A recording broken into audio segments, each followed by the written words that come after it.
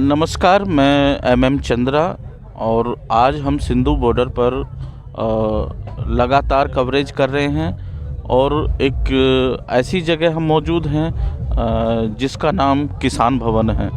असल में किसान भवन की जो परिकल्पना है वो देखने से, सुनने से ऐसा लगता है कि जैसे ये किसानों का भवन है जिसमें किसान रहते हैं, लेकिन इसकी परिकल्पना के पीछे क्या कहानी है, इस किसान भवन को क्यों बनाया गया है, आज हम ऐसे शख्स से बातचीत करेंगे। उनका नाम संदीप है। मैं संदीप भाई आपका स्वागत करता हूं अपने चैनल में। और मैं पहले आपका परिचय और थोड़ा ऐतिहासिक बैकग्राउंड के बारे में जानना चाहता हूं। भाई जी, मेरा नाम संदीप सिंह है। पानीपत है मेरा शहर और राजाखेड़ी मेरा गांव है। तो मैं एक सोशल वर्कर हूं और सोशल एक्टिविस्ट मतलब काम करता रहता हूं। मैंने जैसा सुना है कि आपने किसान आंदोलन से पहले भी कुछ मूवमेंट में हिस्सेदारी ली है, तो क्या उसके बारे में आप बताएंगे? हाँ जी भाई साहब, हमने जैसे मतलब सोशल वर्क तो करते ही रहते हैं, जैसे छोटा मोटा वो सब भी है, लेकिन हमने तो मूवमेंट बहुत बड़ी की थी। एक तो गोचरण भूमि मुक्ति के लिए हरियाणा में जो मूवमेंट की थी वो संत गोपाल दास ने, हमने इकट्ठे वो पूरी मूवमेंट की थी। तो उसके बाद फिर जैसे एक नशाबंदी के लिए भी हमने पिछले 2-3 साल पीछे एक अच्छी मूवमेंट खड़ी की थी हरियाणा के अंदर। तो जैसे गंगा के ऊपर आपने देखा था कि जो जैसे सरकार मतलब डैम बना रही थी, किस तरह पर्यावरण को नुकसान पहुँचा रही थी। जो डॉक्टर सदानंद थे वो शहीद हो गए थे उसमें। तो उसके बाद हमने गंगा के लिए भी एक बड़ा आंदोलन किया था। और आज यहाँ पर ये किसान भाइयों के लिए हम बैठे ही हैं यहाँ पे धरने पे। खुद किसान है तो अपनी मतलब जमीन जायदाद को बचाने के लिए हम बैठे ही हैं यहाँ पे। संदीप भाई, एक बात और पूछनी थी आपसे कि जैसे पिछले 2 महीने से किसान आंदोलन कर रहे हैं और मैं ये जानना चाहता हूं कि जो मुख्य मीडिया में बार बार बताया जाता है कि 60 दिन हो गए हैं, क्या इसकी पुरानी कहानी भी है या सिर्फ ये अचानक मूवमेंट खड़ा हो गया किसान आंदोलन? देखिए भाई सब, अचानक कुछ भी चीज़ अचानक नहीं होती। आप देखना, जिस दिन से काले कानून आए थे, तीनों काले कानून आए थे, उसी दिन से इनका विरोध शुरू हो गया था। और उसी दिन से इस आंदोलन की, किसानों को बचाने के आंदोलन की, उसी दिन से रूपरेखा बनने लगी थी। आप देखना, इससे पहले अभी सरकार 60 दिन तो हमको यहीं मतलब बॉर्डर पे हो गए, दिल्ली को गए हो गए। उससे पहले जो रूपरेखा बनी है वो आपने बेरा 3 महीने तो मतलब पंजाब में, हरियाणा में लोग धरनों पर बैठे रहे, DC ऑफिस में बैठे रहे, सड़कों पर बैठे रहे, लेकिन सरकार ने नहीं सुनी। तो उसके लिए मूवमेंट को आगे बढ़ाने के लिए हम दिल्ली की तरफ कुछ किया। तो ये तो गलत बात मीडिया की भी, मीडिया को पूरा दिखाना चाहिए। मूवमेंट कोई 60 दिन की मूवमेंट नहीं है, तो 6 महीने की मूवमेंट है पूरी की पूरी। कोई भी मूवमेंट अचानक पैदा नहीं होता, उसके पीछे पूरा ऐतिहासिक काम होता है, जैसा संदीप भाई ने बताया। संदीप भाई, जैसा मुझे पता चला कि पहले इस किसान भवन जहाँ पर आज मौजूद है, यहाँ पर लंगर चलता था। तो अब ये लंगर की जगह आपने एक किसान भवन की परिकल्पना को सार्थक किया है, तो इसके पीछे कुछ मुझे मोटिवेशन बताएंगे? देखिए भाई साहब, पहले यहाँ पे लंगर की व्यवस्था कर रखी थी हमने। तो जैसे देखा है यहाँ खाने पीने की व्यवस्था अच्छी है, लेकिन हमने देखा कि यहाँ पे जो मतलब किसानों की IT सेल है वो कहीं कमज़ोर है। जो मतलब नेशनल मीडिया है वो जितनी भी नेगेटिव पॉइंट है सिर्फ आंदोलन के वो पॉइंट दिखाता है, जो पॉजिटिव पॉइंट है वो नहीं दिखाता। जैसे अपने लोकल पत्रकार बंधु हैं तो वो तो मतलब जो सच्चाई है वो लोगों तक पहुँचाते हैं कि जो ये आंदोलन इतना बड़ा खड़ा वो सोशल मीडिया की वजह से ही खड़ा। लेकिन नेशनल मीडिया ने इसमें मतलब 1-2 चैनल को छोड़ के लगभग और चैनलों ने तो मतलब इसको ख़त्म करने के, कभी इनको खालिस्तानी बोला, कभी आतंकवादी बोला, कभी बोला खाली पंजाब का आंदोलन है। लेकिन जिस तरीके से ये आंदोलन मतलब किसानों का आंदोलन किया, आम जनता का आंदोलन बनता चला गया। तो हमको लगा कि मतलब एक ऐसा सेटअप करना चाहिए हमने जिससे मतलब हम अपनी आवाज़ को मतलब जनता तक पहुंचा सकें। तो हमने इसका किसान भवन का निर्माण यहाँ पे किया भाई। मैं और एक मेरा दोस्त है विजय भाई, हमने दोनों ने मिलकर इसका निर्माण किया है। तो हमने यहाँ पर कंप्यूटर वगैरह सेटअप किया, वाईफाई लगवाया यहाँ पर भाई, एक IT सेल प्रॉपर यहाँ पर बैठ कर जो मतलब ये गलत न्यूज़ चला रहे हैं उसको काउंटर किया जा सके, उसके उद्देश्य से हमने किसान भवन का निर्माण किया था भाई।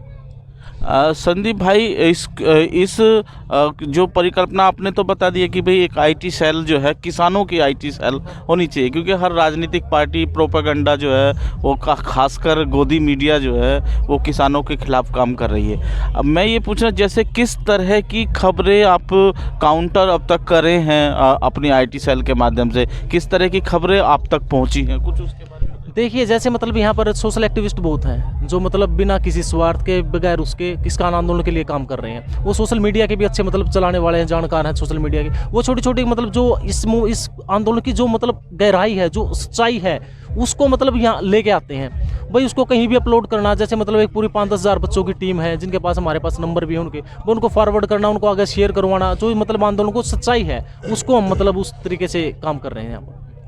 संदीप भाई, एक बात और पूछनी थी कि जिस मुकाम पर अब ये किसान मूवमेंट चल गया है, मतलब अब तो एक दिन बाकी है यहाँ पर बचा हुआ, और जो आर पार की लड़ाई जिसको हम कह रहे, मैं ये पूछना चाहता हूँ कि क्या आपको लगता है कि मोदी सरकार पीछे हट गई है?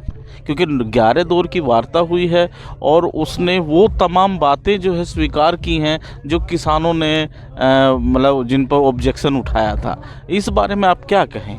देखिए, अभी मोदी का एक बयान आया था पीछे, उन्होंने कहा था कि भाई जो ये कृषि कानून आए हैं कोई एक रात में बनकर नहीं आए हैं, इनको बनाने में 20-25 साल लगे हैं। तो ये जितनी भी सरकारें पहले भी आई हैं उनकी भी मतलब क्या दशा रही है किसानों के प्रति वो सभी जानते हैं, वो कोई अच्छा नहीं रहा। लेकिन जो इन्होंने मतलब ये मतलब उन्होंने तो मतलब कहीं ना कहीं दबाव मानते थे कि भाई अगर ये कृषि कानून लेके आए तो जनता भड़क जाएगी, लेकिन इन्होंने जो अपना रवैया अपनाया वो एक तानाशाही रवैया अपनाया है। तो आज जैसे मतलब गणतंत्र है, कल को गणतंत्र है तो गणतंत्र के मना रहे हैं, लेकिन मानने की बात यह है मतलब राज्यसभा में एक 200-250 व्यक्ति बैठ के वो भी मतलब आते थे जिन्होंने ध्वनिमत से बिल को पास किया है, और जो गणतंत्र है इस देश का जो सड़कों पे बैठा है उनकी आवाज़ उन तक नहीं पहुंच पा रही है। तो इसका मतलब ये तानाशाही रवैया है सरकार का।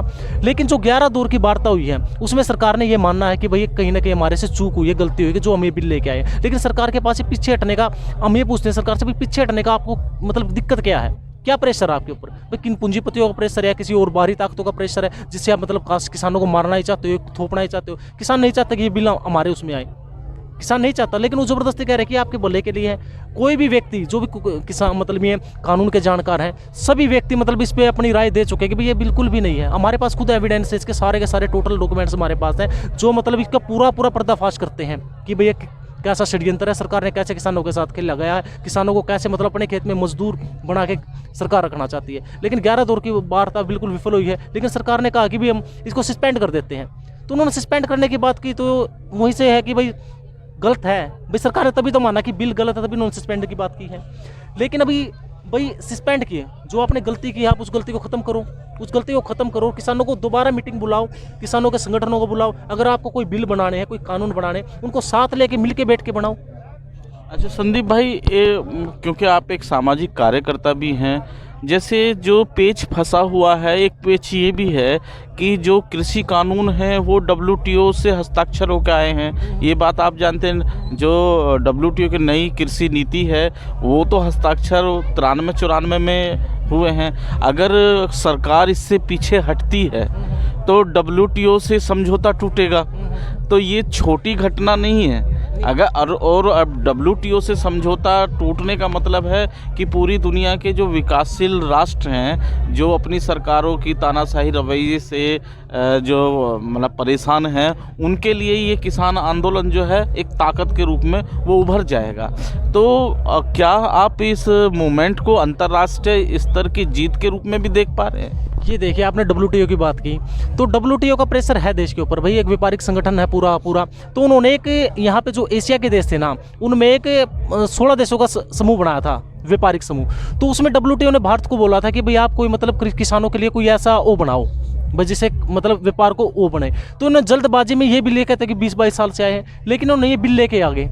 तो इन्होंने WTO में जब ये बिल पेश किए ना, तो WTO ने सिरे से नकार दिया लोगों को, और उस संगठन से भारत को, आपको नहीं पता तो उसको बाहर कर दिया भारत को, उस संगठन से जो यहाँ पे एशिया का संगठन बना था उससे बाहर कर दिया। लेकिन अब WTO के उस संगठन से भारत बाहर आ गया, WTO ने इनको बाहर कर दिया। तो अब मतलब पेच कहाँ फंसा है, जो सरकार ने एक FPO बनाए थे देश में, 40,000 किसानों के FPO बनाए थे, जिसपे मतलब 1 लाख करोड़ का कहते हैं, 1 लाख करोड़ हमने FPO में दिए हैं। वो सीधे टाई अप उनका अडानी ग्रुप से, रिलायंस ग्रुप से, वो किसानों से माल खरीदेंगे, उनके बीच में मतलब मीडिएटर का काम करेंगे। अब जो सरकार ने वो पैसा खर्च कर दिया, अपने आदमियों के PFO बनवा दिए, अब पेच वहाँ फंस रहा है। जो मेरा मानना है कि पेच वहाँ फंस रहा है, क्यों WTO से इनको फटकार लगी, क्यों इन्होंने कहा था, अभी जो कनाडा का प्रधानमंत्री था उसने कहा कि आप भाई जो प्रोटेस्ट किसानों का देश में चल रहा है आप उसको निपटाओ, वो गलत कर रहे हैं किसानों के साथ। उसने कहा कि हम आपको UNO में खड़ा करेंगे। तो उसका बयान आया था, नुकर आप मेरे को UNO में खड़ा कर लो, आप WTO को भी खड़ो, जिसने आपको फटकार लगाई है, आपको मतलब जो 16 देशों का समूह था उससे बाहर किया आपको, आप उसको भी फटकार लगाओ। अच्छा संदीप भाई, एक और छोटा अंतिम सवाल मैं पूछना चाहता हूँ कि जैसे एक तो नेशनल प्लेयर हैं जिसके लिए मतलब मोदी सरकार काम कर रही है, जो किसान आरोप लगा रहे हैं कि अडानी अंबानी के लिए जो है कृषि कानून जो है वो लाए गए हैं। एक और पेच यहाँ पर इंटरनेशनल प्लेयर का भी है कि जो वैक्सीन का एक व्यापार वाला काम था, इस आंदोलन ने उसको तबाह कर दिया है। क्योंकि जो कोरोना लोग डर रहे थे, यहाँ तो सब लोग एक दूसरे के साथ एकजुट होकर रह रहे हैं और यहाँ कोई कोरोना जैसी महामारी बीमारी जो है वो नज़र नहीं आ रही। क्या आपको नहीं लगता इस किसान आंदोलन ने उन इंटरनेशनल प्लेयर्स को भी कटघरे में खड़ा कर दिया है जो अपना व्यापार करना चाहते थे? देखिए भाई साहब, हम तो शुरू से षड्यंत्र को मानते थे कि भाई जैसे मतलब अभी जो एक राजीव भाई दीक्षित शायद जानते होंगे, उन्होंने मतलब बड़े पर्दाफाश किए हैं इनके, जो मतलब ये वैक्सीन की कंपनियां हैं, जो मतलब WHO है, उनका सारा पर्दाफाश किया है। तो ये एक बहुत बड़ा प्रोपगंडा है इनका, और इसी प्रोपगंडे की आड़ में कोरोना का डर दिखा के इन्होंने किस तरह से मतलब एक देश में अघोषित इमरजेंसी का इन्होंने माहौल बनाया, और उसी अघोषित इमरजेंसी में सारे के सारे बिल लेके आए भाई, ताकि मतलब लोग सड़कों पे ना उतरे। आज आप देखिए यहाँ पर मतलब पिछले 6 महीने से आंदोलन चल रहा है किसानों का, और लाखों की तादाद में किसान बैठे हैं, खाते पीते सभी इकट्ठे हैं। आप कोरोना बता दो कहाँ है? मैं पूछते हैं सरकार से, कोरोना अब कहाँ है?